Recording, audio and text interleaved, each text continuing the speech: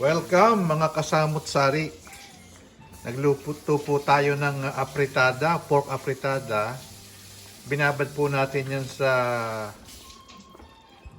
8 ounce na pineapple juice, tsaka kalahating tasang toyo. Ayan, yung pork. Pagkatapos, yung pong bawang, sibuyas ay ating pong ginisa sa olive oil.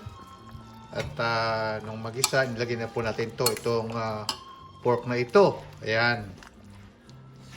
Pagkatapos ay yung pong pinagbabadan, ilagay po natin pala yung pork, tapos yung pinagbabadan, sinama natin.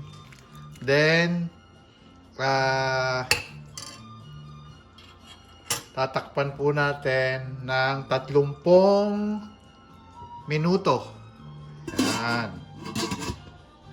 Pagkatapos na po ng 30 minuto, ay ilalagay naman po natin itong ginayat natin kanina na patatas. Yan, nakikita po natin, patatas. Pagkatapos, isama po natin yung patatas. At yung bell pepper po, ayan.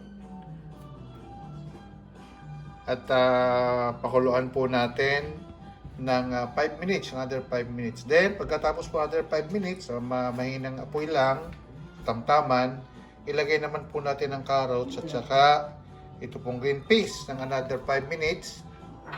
Then, lagyan po natin ng tikman po natin kung lagyan po natin ng paminta na durog at kaunting asin na palasa. So, kung naglalagay po tayo ng seasonings, nasa sa inyo na po yan. Yan po. At mamaya ay yan na po yung ating luto ng simpleng pork apritada. Ngayon sa muli, sabi po ng Terjan 2, I wish above things that you may be in health, in good health, even as your soul prospered. God bless you, mga kasamot-sari. Ayan. Ayan po. Kita natin. Kulo, mamaya, pagka medyo after 30 minutes, ay ilalagay na ho natin yung iba. Okay? Mamaya matitikman natin to. God bless you.